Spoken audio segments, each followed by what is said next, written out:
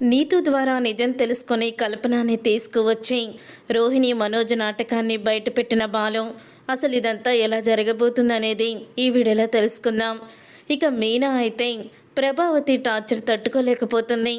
ఇక ప్రభావతి మనోజ్ కూడా ఇష్టం వచ్చినట్లు మాట్లాడుతూ ఉంటారు.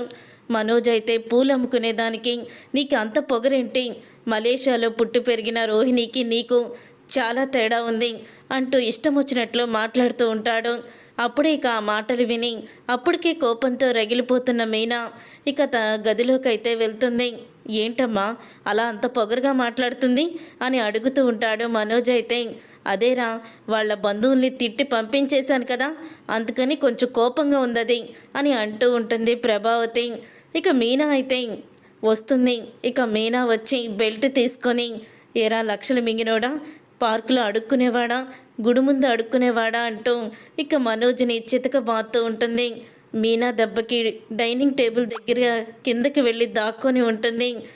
ప్రభావతి అయితే ఇక డైనింగ్ టేబుల్ దగ్గర కింద దాక్కొని వామ్మో ఇదేంటి, ఒక్కసారి అమ్మవారు పూనినట్టు ఇలా రెచ్చిపోతుంది, ఇప్పుడు మనోజ్ గారిని కాపాడేదెవరు అని అనుకుంటూ ఉంటుంది ప్రభావతి. ఏదో అత్తగారు హోదాలో ఉన్నానని నన్ను వదిలేసిందేమో కానీ మనోజ్ గాడికి మాత్రం ఇత్తడైపోతుంది అని ప్రభావతి అనుకుంటూ ఉంటుంది. ఇంతలో రోహిణి అయితే వస్తుంది. మనోజ్ని బెల్ట్ తీసుకొని మీనా కొట్టడం చూసి ఏ ఆగు, అసలు ఏమనుకుంటున్నావు నువ్వు, నా భర్తని అలా బెల్ట్ తీసి కొడుతున్నావేంటి, నీకు అసలు బుద్ధుందా అని అడుగుతూ ఉంటే అప్పుడే ఇక చూడు రోహిణి, చికెన్ సూపు పెట్టమన్నానని ఎలా కొడుతుందో అని అంటూ ఉంటాడు. మనోజ్ అయితే మనోజ్ ఏమడిగాడని మీనా చికెన్ సూపు పెట్టమంటే అలా కొడుతున్నావు, అసలు నువ్వు మనిషివా లేకపోతే ఏమన్నానా అని అంటూ ఉంటుంది. ఏంటి నీ మొగుడు సూపు అడిగితే నేను పెట్టాలా, ఏ నువ్వు భార్యవు కాదా, నీకు చేత కాదా, అసలు నిన్ను అనాలి, నీ మొగుడు ఇలా తయారవడానికి కారణం నువ్వు, ముందు నిన్ను కొడితే వాడికి బుద్ధొచ్చిద్ది అని బెల్ట్ తీసుకొని ఇక రోహిణిని కూడా చితకబాదుతుంది. అప్పుడు ఇక రోహిణిని కూడా చితకబాదుతూ ఉండడంతో అమ్మో ఈరోజు నా కొడుకు కోడల్ని చంపేసేలా ఉంది అని అనుకుంటూ ఉంటుంది ప్రభావతి. అప్పుడే మనోజ్ రోహిణి ఇక దండం పెడుతూ అమ్మో మీనా నీ దెబ్బలు మేము తట్టుకోలేకపోతున్నాం, నీ విషయంలో ఏదైనా మనోజ్ తప్పుగా మాట్లాడుంటే క్షమించు మీనా అని అంటూ ఉంటుంది రోహిణి. అప్పుడే ఇక సహనంతో ఉన్న భూమాతకి కోపం వస్తే సునామీలు భూకంపాలు వస్తాయి, అంతే ఇక సహనంతో ఉన్న ఆడదాన్ని కూడా సహనం కోల్పోయేలాగా మాట్లాడితే ఇలాగే ఉంటుంది అని చెప్తూ ఉంటుంది మీనా. ఇంతలో సత్యం అయితే వస్తాడు. సత్యం వచ్చిన తర్వాత ఏంటి ఏం జరుగుతుంది ఇక్కడ అని అడుగుతూ ఉంటాడు. సత్యం చూసావా నాన్న, తను రౌడీలాగా ఎలా ప్రవర్తిస్తుందో, బెల్ట్ తీసుకొని నన్ను రోహిణిని చితక బాధేసింది నాన్న అని అంటూ ఉంటాడు. మనోజ్ అయితే అప్పుడు ఇక బాలు వచ్చి ఏంటి మీనా నువ్వు వీళ్ళిద్దరిని చితక బాధేసావా, ఏంటి ఇదంతా నిజమే అని అంటూ ఉంటాడు బాలు. అవునండి, ఇంకెన్ని రోజులని సహనంతో ఓర్చుకోను అని చెప్తూ ఉంటుంది మీనా. అప్పుడు ఇక అమ్మా మీనా ఏం జరిగిందమ్మా అని అడుగుతూ ఉంటే ఉదయం పెళ్ళికి పిలవడానికి మా మావయ్య బాబాయ్ అందరూ వచ్చారు మావయ్య, వాళ్ళు వచ్చినప్పుడు భోజనం టయానికి వచ్చారు కదా అని వంట చేసి భోజనం పెట్టాను, సరిగ్గా ముద్ద కూడా నోట్లో పెట్టుకోకముందే అత్తయ్య వాళ్ళని ఇష్టం వచ్చినట్లు తిట్టారు, తినడానికి కంచం దగ్గర కూర్చున్న వాళ్ళు లేచి వెళ్ళిపోయారు మావయ్య అని అంటూ ఉంటుంది మీనా. ఆ మాట విని ఎక్కడుంది ప్రభావతి అని అంటూ ఉంటే ఇక్కడున్నానండి అని అంటూ ఇక చెయ్యి చూపిస్తుంది ప్రభావతి. అప్పుడు ఇక బాలు అయితే అయ్యయ్యో ఇదేంటి ప్రభావతి కాస్త ఇలాగా టేబుల్ కింద కూర్చొని కుర్చీవతి అయిపోయింది, ఇలా రమ్మ బయటికి అని ప్రభావతిని బయటికి లాగుతాడు బాలు. ఏం చేయమంటావురా, నీ పెళ్ళం దెబ్బకి అక్కడ కూర్చోవలసి వచ్చింది వెళ్ళి, మరి కూర్చున్న వాళ్ళని బయటికి పంపించావు కదా, అందుకని నీకు తగిన శాస్తి జరగాలి, నువ్వు అసలు మనిషివేనా, ఇంటికి ఆకలితో వచ్చిన వాళ్ళకి అన్నం పెడితే అంతలా అవమానించి పంపిస్తావా, డబ్బు తప్ప నీకెవ్వరూ ఏమీ కనిపించరా, ఇంత దారుణంగా తయారయ్యావేంటి నువ్వు, అదే నిన్ను ఎవరైనా నువ్వు మధ్యతరగతి దానివని మన మౌనిక వాళ్ళం లేకపోతే శృతి వాళ్ళ అమ్మగారు ఇలాగే చేస్తే నువ్వేం చేస్తావో అని అడుగుతూ ఉంటాడు సత్యం. వాళ్ళెవరూ ఏమీ చేయలేండి, అయినా ఇదేంటి ఇలా కొడుతుంది, ఏదో అమ్మవారు పూనినట్టు ఇలా ప్రవర్తిస్తుంది అని అంటూ ఉంటుంది ప్రభావతి. మరి మనోజ్ రోహిణి ఏం చేశారమ్మా అని అడుగుతూ ఉంటే అప్పుడే ఇక మనోజ్ అయితే చికెన్ సూప్ పెట్టమన్నా నాన్న అని అంటూ ఉంటాడు మనోజ్. చికెన్ సూప్ పెట్టమన్నావా, ఎలా అడిగావు నువ్వు అని అడుగుతూ ఉంటుంది మీనా. చికెన్ తీసుకురా అని చెప్తే మీ భార్య వస్తుంది కదా తీసుకురమ్మని చెప్పు అంది. రోహిణి ఎందుకు చికెన్ కొట్టుకు దగ్గరికి వెళ్తుంది, నువ్వు మధ్యతరగతి దానివి పేదింటి దానివి నువ్వే తీసుకురా అని అమ్మ మీనాని అవమానించింది. తర్వాత నేను కూడా 4 మాటలు అన్నాను, పూలు అమ్ముకునేదానికి నీకెందుకు అంత పొగరు అని. అప్పుడే నాన్న ఇలా చితకబాదింది అని మనోజ్ అంటూ ఉంటే పర్వాలేదమ్మా మీనా, ఇలాంటి మాటలు అన్నప్పుడు నువ్వు బెల్టుల కన్నా అట్ల కాడ తీసుకొని ఎర్రగా కాల్చి మూతి మీద వాతలు పెట్టేస్తూ ఉండవు, ఇంకోసారి మాట్లాడరు కదమ్మా అని అంటూ ఉంటాడు సత్యం. మావయ్య అని అంటూ ఉంటుంది రోహిణి. లేకపోతే ఏంటమ్మా, ఒక ఆడపిల్లని నోటికొచ్చినట్లు మాట్లాడుతూ ఉంటే అందులోనూ తమ్ముడు భార్యని, మరి తనకి కోపం రాదా, ఎలా ప్రవర్తించాలో కూడా తెలీదు, వీడు మళ్ళీ సమర్థించుకుంటున్నాడా చేసిన తప్పుని అని అంటూ ఉంటాడు సత్యం. అప్పుడే ఇక మీనా ఈరోజు నాకు భలే నచ్చేసావు అని అంటూ ఇక బాలు అయితే మీనాని మెచ్చుకుంటాడు. తర్వాత ఇక రవిగడు వచ్చాడా, శృతి ఏది అని అడుగుతూ ఉంటాడు సత్యం అయితే. అప్పుడే శృతి కూడా ఇల్లు వదిలి వెళ్ళిపోయింది పుట్టింటికి అని ప్రభావతి అంటుంది. ఏంటి ప్రభా అంత ఈజీగా చెప్పేస్తావేంటి అని అంటూ ఉంటే అమ్మో నేను అమ్మాయితో మాట్లాడలేనండి, అప్పటికి బతివులాడినట్టు చెప్పాను, అయినా సరే వినిపించుకోలేదు, ఇదిగో ఈ మీనా ట్రైనింగ్లోనే అది అలా తయారయ్యింది అని అంటూ ఉంటే ఏమండి అక్కడ తలుపు వెనకాల బెల్ట్ తగిలిచ్చాను, ఒకసారి అది తీసుకొస్తారా అని అంటూ ఉంటుంది మీనా. అప్పుడు ఇక ప్రభావతి అయితే అది అలా మాట్లాడింది అంటున్నాను అని అంటూ ప్రభావతి దడుచుకుంటుంది. అప్పుడే మీరేమీ కంగారు పడకండి మావయ్య, నేను వెళ్ళి తీసుకొస్తాను అని చెప్పి అంటూ ఉంటుంది మీనా. ఏవండి మీరు కూడా రండి అని ఇద్దరు కూడా వెళ్తారు. వీళ్ళిద్దరు వెళ్తే అక్కడ ఆ శోభ సురేంద్ర ఇద్దరు తిడతారు తప్ప వీళ్ళకేమీ శృతి రాదు అని అంటూ ఉంటారు. రోహిణి అలాగే మనోజ్ ప్రభావతి ముగ్గురు కూడా వాళ్ళిద్దరిని తీసుకొచ్చి చూపిస్తాను అని చెప్పి ఇంకా వెళ్ళిపోతుంది మీనా. అయితే మీనా అలా అందంటే ఖచ్చితంగా చేసే తీరుతుంది అని సత్యం అంటాడు. ఇక ముందుగా రవి దగ్గరికి అయితే వెళ్తారు. రవి రెస్టారెంట్లో ఒంటరిగా కూర్చొని బాధపడుతూ ఉంటాడు. ఏంటి రవి, నేను శృతి దగ్గరికి వెళ్ళమంటే నువ్వెందుకు వెళ్ళలేదు అని అడుగుతూ ఉంటుంది మీనా. వెళ్ళాను వదినా, తనని ఇంటికి రమ్మని బ్రతిమలాడాను, కానీ వాళ్ళమ్మ ఈ రోజుతో నీకు శృతికి తెగదెంపులు అయిపోయింది, అసలు నువ్వు ఎవరో శృతి ఎవరో అని చెప్పేసి శృతితో అస్సలు కూడా మాట్లాడనివ్వలేదు అని అంటూ ఉంటే అప్పుడే ఇక మీనా అయితే శృతికి రవికి తెలియకుండానే ఫోన్ చేసేస్తుంది. అప్పుడే ఇక శృతి అయితే ఫోన్ లిఫ్ట్ చేస్తుంది మీనా ఫోన్ చేసిందని. ఏంటి రవి, శృతితో మాట్లాడకుండానే వచ్చేసావా అని అంటూ ఉంటే అవును, శృతితో మాట్లాడడానికి కుదరలేదు వదినా, వాళ్ళ అమ్మగారు అస్సలు కూడా నాకు పర్మిషన్ ఇవ్వలేదు, బయట నుంచే పంపించేశారు. నాకు రెస్టారెంట్ వచ్చిన దగ్గర నుంచి శృతి మీదే ధ్యాస, కానీ నన్ను నమ్ముకొని నీతో ఒక పెద్ద ఆర్డరు ఒప్పుకుంది. మరి సరైన సమయానికి నేను ఫుడ్ ఇవ్వకపోతే అప్పుడు అందరూ కూడా పాప రెస్టారెంట్నే కదా అనేది, తర్వాత వచ్చే క్యాటరింగ్స్ కూడా ఏమీ కూడా రావు, రెస్టారెంట్కి ఉన్న పేరు పోతుంది. అందుకని నేను అంతా కూడా ఆలోచించాను, అప్పటికప్పుడు మానేసి వచ్చేయాలంటే కుదరదుగా వదినా. అప్పటికి నేను నీతోని అడిగాను, నా భార్యకి ఇలా హెల్త్ బాగోలేదు, నేను తన పక్కనే ఉండి చూసుకోవాలి, తనకంటూ ఎవరున్నారో, నన్ను ప్రేమించి వచ్చింది వాళ్ళందరినీ వదిలేసుకొని తనకి నేనే చూసుకోవాలని కూడా అన్నాను వదినా. కానీ నీతో వినిపించుకోలేదు. తర్వాత వంట ఫినిష్ చేసేసి నేను శృతి కోసం వెళ్తే వాళ్ళమ్మ శృతితో మాట్లాడకుండానే బయటికి పంపించేసింది. ఇక శృతి గురించి తెలుసు కదా, తనేమో ఇలాగా ఫోను స్విచ్ ఆఫ్ చేసేసింది అని అంటూ ఉంటాడు రవి. శృతి లేకుండా మన ఇంటికి తిరిగి వెళ్ళలేక ఇలా రెస్టారెంట్లోనే కూర్చొని ఉన్నాను అని అంటూ ఉంటాడు రవి. అయితే అప్పుడు ఇక శృతి రవికి తన మీద ఎంత ప్రేమ ఉందో తెలుసుకొని తను రవి విషయంలో తప్పు చేశానని తనని అర్థం చేసుకోలేకపోయానని అనుకుంటూ ఉంటుంది. ఇక అలా అనుకొని వెంటనే ఇక రెస్టారెంట్ దగ్గరికి అయితే వస్తుంది. అప్పుడు ఇక శృతి రెస్టారెంట్ దగ్గరికి రావడం మీనా కూడా గమనిస్తుంది. నా ప్లాను సక్సెస్ బాగానే అయ్యింది అని అనుకుంటూ ఉంటుంది. రవి చూసావా, నీ శృతి పరిగెత్తుకుంటూ నీ కోసం వచ్చేస్తుంది అని అంటూ ఉంటుంది మీనా. ఆ మాట విని ఒక్కసారి అవునదినా, అసలు ఎలా జరిగింది ఇదంతా అని రవి ఆశ్చర్యపోతూ ఉంటాడు. రవి అంటూ ఉంటాడు.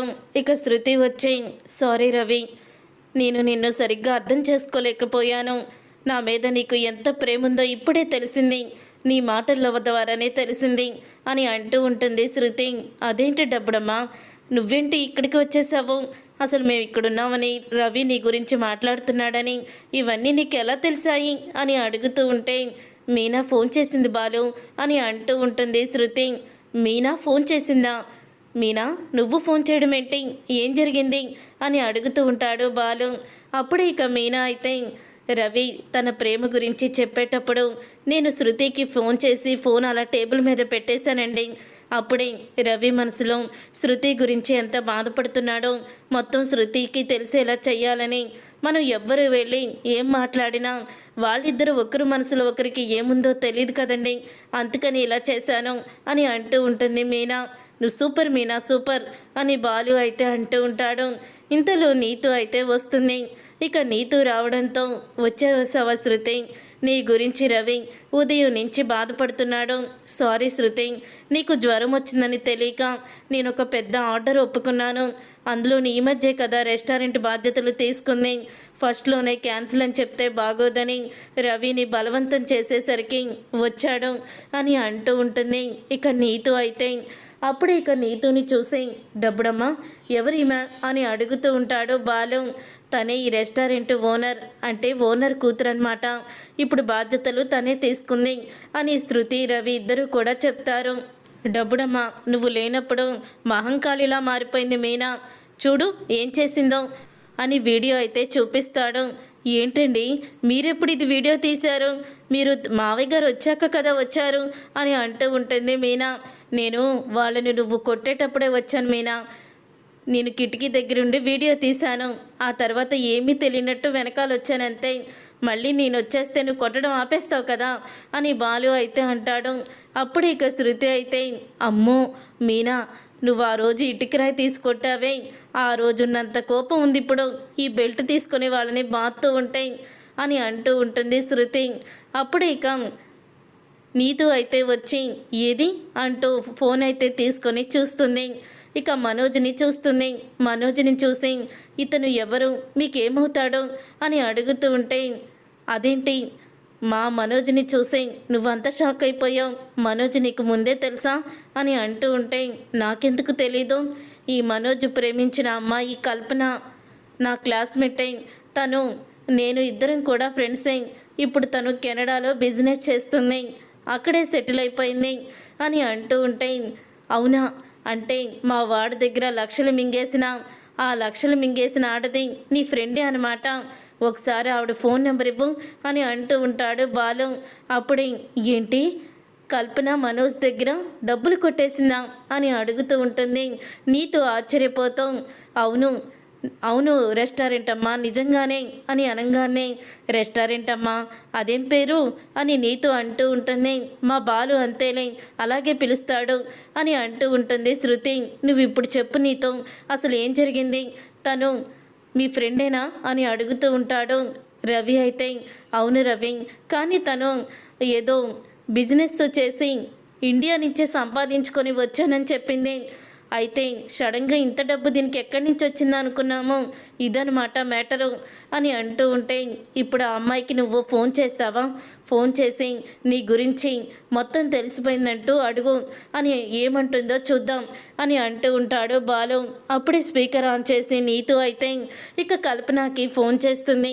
కల్పనకి ఫోన్ చేసి ఎంత అబద్ధం ఆడావే, మా అందరి దగ్గర కూడా ఏదో బిజినెస్ చేసి కష్టపడి సంపాదించుకున్నట్టు నాటకం ఆడి ఇప్పుడు మాత్రం కొన్ని కోట్లు సంపాదిస్తున్నావు కదా, ఒక అబ్బాయిని మోసం చేసి వాళ్ళ నాన్న కష్టాన్ని మొత్తం కూడా నువ్వే మింగేశావు కదే, నీ గురించి ఇక్కడ చాలా చెప్పుకుంటున్నారు అని అంటూ ఉంటుంది. నీతో అయితే ఏం మాట్లాడుతున్నావే నువ్వు? నేను ఒక అబ్బాయిని మోసం చేసి డబ్బులు తీసుకువెళ్ళిన మాట నిజమే, దాన్ని నేను ఒప్పుకుంటాను, బిజినెస్ కూడా పెట్టుకున్నాను. కానీ తర్వాత వాళ్ళు ముక్కు పిండి నా దగ్గర వడ్డీతో సహా 48 లక్షలు వసూలు చేశారు. ఆ మనోజు, అతని భార్య పేరు రోహిణి, వీళ్ళిద్దరూ నన్ను పోలీస్ స్టేషన్లో నిలబెట్టి మొత్తం డబ్బంతా వసూలు చేశారు అని నిజాన్ని బయట పెడుతుంది కల్పన. అప్పుడే ఇక నన్ను బాలు అనే అతను కారులో ఎక్కించుకొని ఆవిడ బ్యూటీ పార్లర్కి తీసుకువెళ్ళాడు. అప్పుడు నన్ను గుర్తుపట్టి పోలీస్ స్టేషన్లో నన్ను ఇరికిచ్చింది బాగా అని అంటూ ఉంటుంది కల్పన. ఫారిన్ అమ్మా నువ్వా అని బాలు అంటాడు. బాలు నువ్వేంటి అక్కడున్నావు అని అడుగుతూ ఉంటుంది కల్పన. అయితే నువ్వు డబ్బులు కొట్టేసి వడ్డీతో సహా డబ్బులు ఇచ్చింది ఎవరికి అనుకుంటున్నావు? మా అన్నయ్య గాడికే అని అంటూ ఉంటాడు బాలు. అవునా బాలు అని అంటూ కల్పన చెప్తుంది. ఆ రోజు నేను డబ్బులన్నీ వడ్డీతో సహా ఇచ్చేశాను బాలు. నాకు తెలుసు మీ నాన్న కష్టార్జితమేనని, నా అవసరం అలా చేయించింది.